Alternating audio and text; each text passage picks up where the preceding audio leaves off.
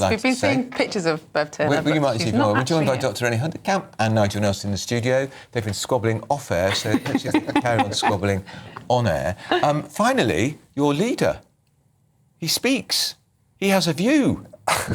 And he's spoken on the Supreme Court ruling, Nigel. I have not heard... This is this morning, obviously, yes. and I have not heard him, so... Well, he says a woman is a woman. So the woman is an adult female. A woman is an adult female. And unequivocally supported the ruling. Right. Well, the next stage for all this is going to be how you sort out the Gender Recognition Act. You scrap it. Where we have a situation where... Now, this came from 2004, before the Equalities Act. Yes, that's right. But there's still the situation where a man can be a woman officially on the basis they can change their birth certificate and their passport. So the gender recognition certificate, which costs £5, is pretty much redundant now. Well, it's not redundant. I mean, not many people actually use it. Well, I think there's only 10,000 anyway. Yeah, that's right. I think it's 8,000 since it actually started. Yeah, but the point about that is that you have to prove, or you have to have a diagnosis of gender dysphoria.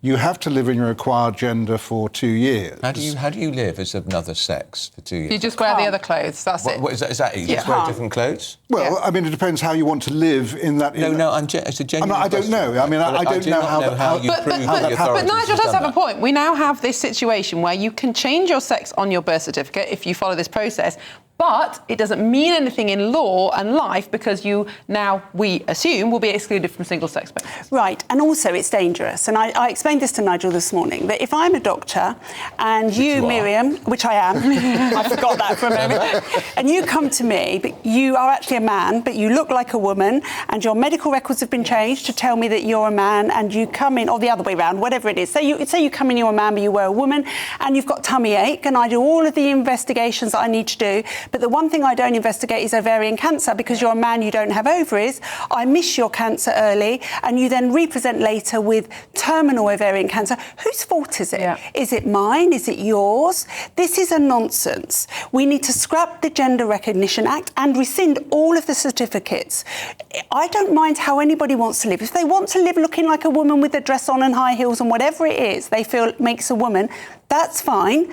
But what they can't do or shouldn't be able to do is change data, because data is how we plan societies. We won't be able to plan for our prisons, for our health services, for our schools, anything else. I get that. I'm just being devil's advocate because I'm with you 100%. But Nigel's point, what do we do about the person who had fully transitioned from male to female? Which are very few. Which are very few, but they exist. Where do they... There's a public loo, male and female. Where do they go? Well, as I've always said, as a woman, my job is not to find their solutions for them. My job is to protect women and women's spaces.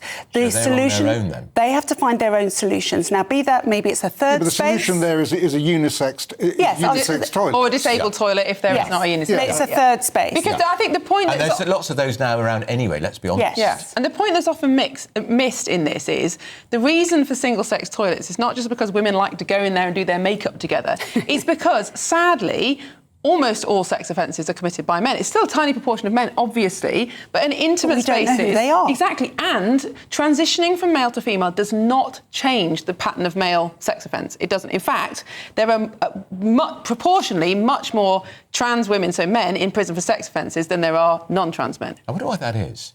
I think some of it is because they transition after the offence to try and go to a female prison. But I think Miriam's right. We are tiny groups of people here. I know we are, but you know what? If men are allowed to go in women's toilets, predatory men will do that on purpose. Isn't that the whole point? Tiny group of people, and yet this whole country seems to have been consumed by this. Well, no, it's not. No, I don't think that's untrue. I think that the chattering classes have been consumed by it. The Supreme Court had to rule on this. They did, because of what madness was going on in Scotland. Yes, you go back to what the Supreme Court was actually doing. What they were ruling on was the membership of public bodies, public boards, where the Scots had decided on 50-50 male-female.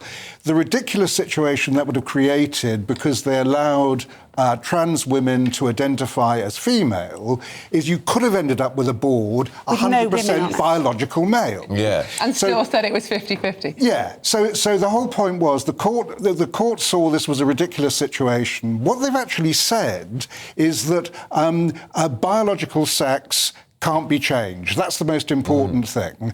What effect that will have on behaviour we'll have to see. But that's all they did. They didn't set an obligation on organisations to change their practices. But, what it Nigel, meant was that organisations can change their practices if they wished. In women's sport, it would be particularly important because it means you could ban trans women from female events without any fear of any court action afterwards. But there was an obligation, wasn't there? Because doesn't it, the impact of the ruling is that if you provide a single-sex service, it has to now be single-sex. So I think what it means is if you decide that it's not going to be single-sex and a woman complains, then you have to bend to her Yes, view. that's right. Yes. That's what it means. But the point that you made there, Nigel, about you now don't have the right to change your biological sex renders gender recognition certificates null and void. And it also means... because you can change your gender. Gender isn't sex. That's right. But you can change your gender. It's a social construct. But it also means that all data, from police records to medical records, should go back to reflect biological sex. Is there, I'm getting on to play devil's advocate again, if, for instance, at a women's only space, a changing room, what if the woman is, and I don't know if I'm allowed to say this, but I'm going to say it anyway, what I would call a butch, masculine-looking woman, maybe a lesbian, chooses to wear all-male clothes, Doc Martens. Is someone going to have to... Is it then someone's job to say, excuse me, are you a man or a woman? I think that could happen potentially. I don't think it will, because those women have always existed. Yes. And I've never been in a changing room and looked at one of those women. You know who they are.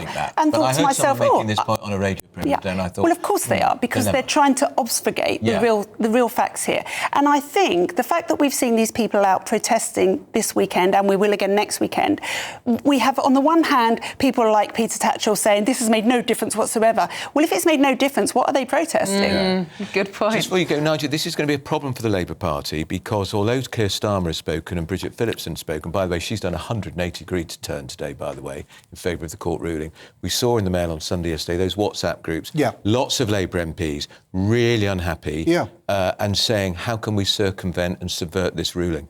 Well, they shouldn't do that. They shouldn't subvert it. But and again, let's make clear where the responsibility lies. Parliament makes the laws. The courts interpret them.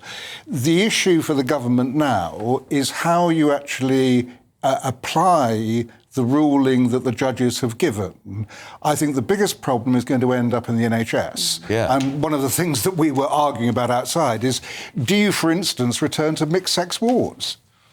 I think that's the most bizarre interpretation. I don't suggest we do. I'm saying that if we will continue the debate in the next hour, I'm sure. There should be no mixed sex. No, of course not. I agree with you, but that's what you end up with. We need to move on to the headlines. We'll have you guys back in an hour's